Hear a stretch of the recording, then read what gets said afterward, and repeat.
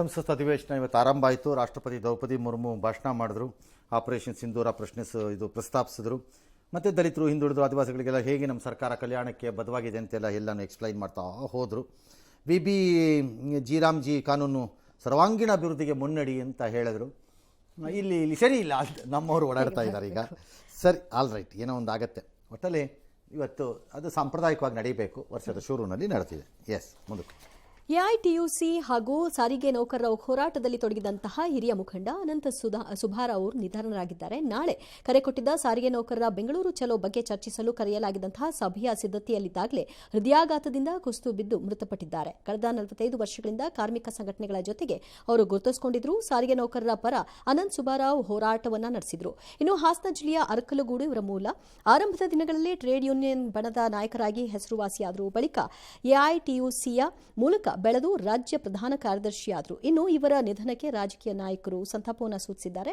ಜೊತೆಗೆ ನಾಳೆ ನಡೆಯಬೇಕಿದ್ದಂತಹ ಸಾರಿಗೆ ನೌಕರರ ಬೆಂಗಳೂರು ಚಲೋ ಕೂಡ ಮುಂದೂಡಿಕೆಯಾಗಿದೆ. ಈ ಮಧ್ಯೆ ನಾಳೆ ಬೆಳಗ್ಗೆ 11:30ರಿಂದ 4 ಗಂಟೆಯವರೆಗೂ ಮಲ್ಲೇಶ್ವರಂನ ಘಾಟೆ ಭವನದಲ್ಲಿ ಅಂತಿಮ ದರ್ಶನಕ್ಕೆ ವ್ಯವಸ್ಥೆಯನ್ನು ಮಾಡಲಾಗಿದ್ದು, ನಿಮ್ಹಾನ್ಸ್ಗೆ ಮೃತದೇಹವನ್ನು ಹಸ್ತಾಂತರ ಮಾಡಲಾಗುತ್ತೆ.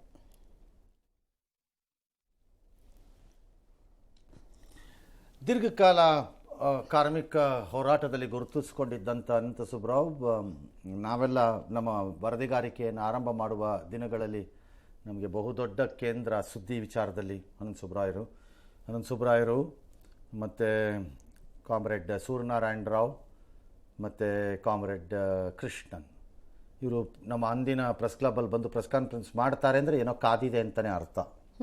ಅಂದರೆ ಇನ್ನೊಂದು ಕಡೆ ಕೇಂದ್ರದ ವಿಚಾರಕ್ಕೆ ಬಂದರೆ, ಯೂನಿಯನ್ಗಳ ವಿಚಾರಕ್ಕೆ ಬಂದರೆ ಮೈಕೆಲ್ ಫರ್ನಾಂಡಿಸು ಹೇಳಿದ್ರು. ಆಮೇಲೆ ಶ್ರೀರಾಮ್ ರೆಡ್ಡಿನೂ ಬಂದು ಸೇರ್ಕೋತಿದ್ರು, ಪ್ರಶ್ನೆ ಬೇರೆ. ಸೊ ಆ ಇಡೀ ಪೀಳಿಗೆ ಮುಗೀತು. ಇವಾಗ ಯಾರೂ ಇನ್ನು ಉಳ್ಕೊಂಡಿಲ್ಲ ಅನಿಸುತ್ತೆ.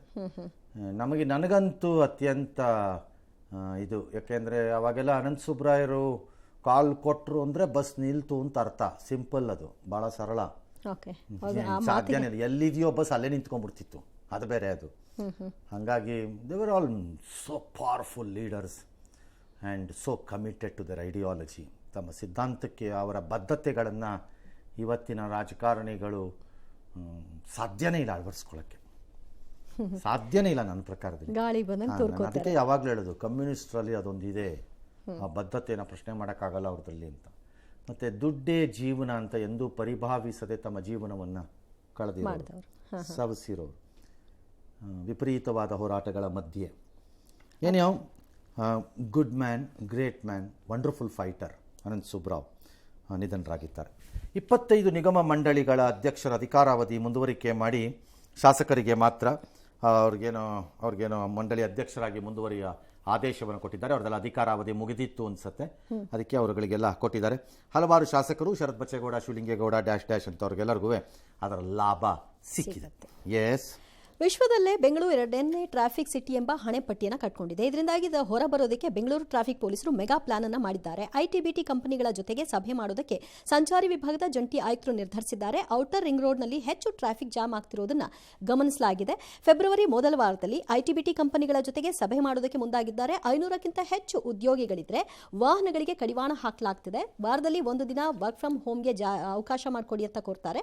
ಒಂದು ದಿನ ಕಾರು ಫ್ರೀ ಡೇ ಜಾರಿ ಮಾಡೋದು, ಕಾರು ಪೂಲಿಂಗ್, ಬಸ್ ಪೂಲಿಂಗ್ ಬಗ್ಗೆ ಕಂಪನಿಗಳಿಗೆ ಮನವಿ ಮಾಡೋ ಪ್ಲಾನ್ ಇದೆ. ಎಲ್ಲ ಚೆನ್ನಾಗಿದೆ ಕಮಿಷನರ್ ಅವ್ರ ಐಡಿಯಾ, ಮತ್ತು ಅದ್ರದ್ದು ಕೆಟ್ಟದು ಅಂತ ನಾನು ಹೇಳಕ್ಕಾಗಲ್ಲ. ಏನೋ ಒಳ್ಳೇದು ಮಾಡಕ್ ಹೊರಟಿದ್ದಾರೆ ಅಂತ, ಏನಾದ್ರೂ ಒಂದು ಮಾರ್ಗ ಕಂಡುಕೋಬೇಕಾಗುತ್ತೆ. ಆದ್ರೆ I want to just tell him one piece of advice.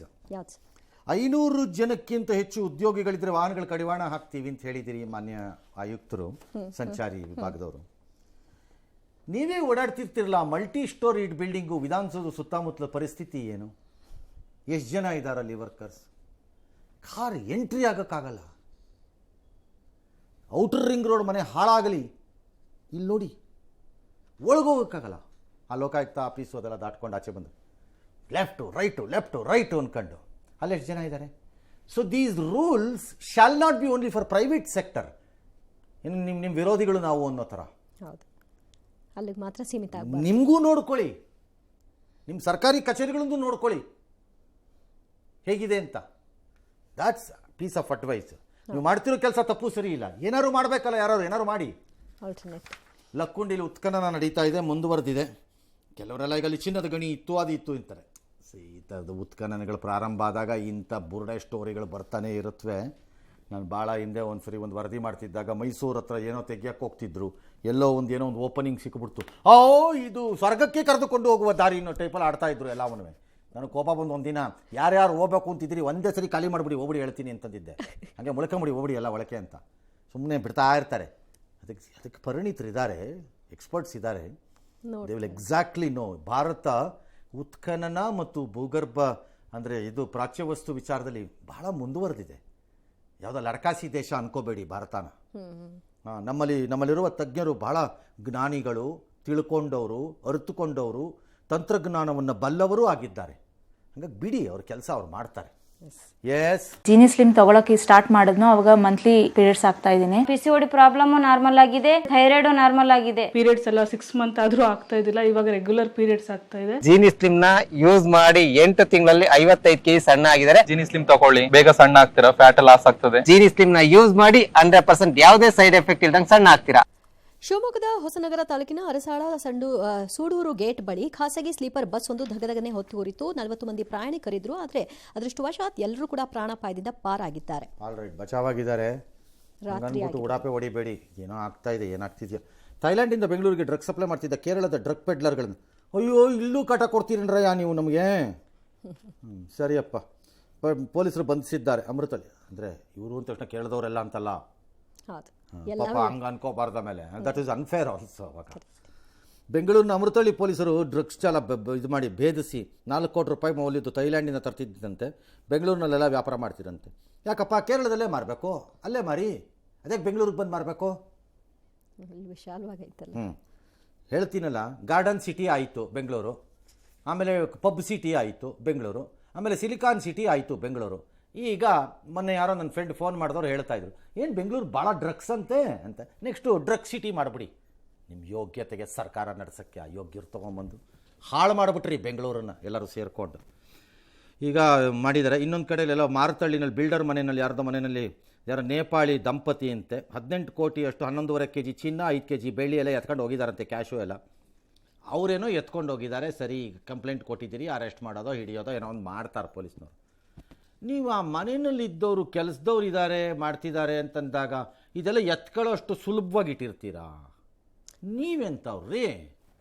ಹೊಸದಾಗಿ ಮನೆ ಕಟ್ಟಿದ್ರು, ಆ ಗಡಿಬಿಡಿಯಲ್ಲಿದ್ರು. ಸುಮ್ಮನೆ ರೇ ಇದು ಈ 18 ಕೋಟಿ ವ್ಯವಹಾರನ ಎತ್ತಿಡೋಕ್ಕೆ ಗಡಿಬಿಡಿ ಅಂದರೆ ಹಂಗ ನಿಮ್ಮ ಹತ್ತಿನ ಎಷ್ಟಿದೆಯೋ? ನನಗೆ ಭಾಳ ಬೇಸರ ಆಗೋದು, ಬೇಜವಾಬ್ದಾರಿ ಇದು. ಎಸ್, ಜಮ್ಮು ಮತ್ತು ಕಾಶ್ಮೀರದ ಸೋನಾಮಾರ್ಗ್ನ ಪ್ರವಾಸಿ ರೆಸಾರ್ಟ್ ಮೇಲೆ ಭಾರೀ ಹಿಮಪಾತ ಆಗಿದೆ. ಯಾವುದೇ ಪ್ರಾಣಹಾನಿ ಸಂಭವಿಸಿಲ್ಲ. ರಾತ್ರಿ 10 ಗಂಟೆ ಸಂದರ್ಭದಲ್ಲಿ ಇದಾಗಿರುವುದು. ಈ ಘಟನೆಯಿಂದಾಗಿ ಮನೆಗಳು ಹಾಗೂ ವಾಹನಗಳಿಗೆ ತೀವ್ರ ಹಾನಿಯಾಗಿದೆ. ಇನ್ನು ದೇವ್ರ ತಟ್ಟೆ ಕಾಸುಗೋಸ್ಕರ ಬಡದಾಡ್ಕೊಂಡಿದ್ದಾರಂತೆ ಉತ್ತರ ಕನ್ನಡ ಜಿಲ್ಲೆ ಇಡುಗುಂಜಿ ದೇವಸ್ಥಾನದಲ್ಲಿ. ಫೇಮಸ್ ದೇವಸ್ಥಾನ. ಬಡದಾಡಿ ಕೇಳಕ್ಕೆ ಈ ಆರ್ಡಿನರಿ ಫೆಲೋಸ್ ಬಂದಿದ್ದಾರೆ. ನಾಚಿಕೆನೂ ಆಗಲ್ವ ನಿಮ್ಗಳಿಗೆಲ್ಲ ಅಂತ ನನ್ನ ಕೇಳಿ. ದೇವಸ್ಥಾನದ ಹಕ್ಕಿನ ವಿಷಯದಲ್ಲೂ ಕೋರ್ಟ್ಗೆ ಈ ಘಟನೆ ಸಂಬಂಧ ಹೊನ್ನಾವರ ಠಾಣೆಯಲ್ಲಿ ದೂರು ಪ್ರತಿ ದೂರು ದಾಖಲಾಗಿದೆಯಂತೆ. ಎರಡೂ ಕುಟುಂಬಗಳೀಗ ಕೋರ್ಟ್ನಲ್ಲಿ ಕೇಸ್ ಹಾಕೊಂಡು ಬಡದಾಡ್ಕೊಂಡು ಸಾಯಿರಿ ಹೋಗಿ, ಅವನು ಬೇಡ ಅಂದಿರೋನು.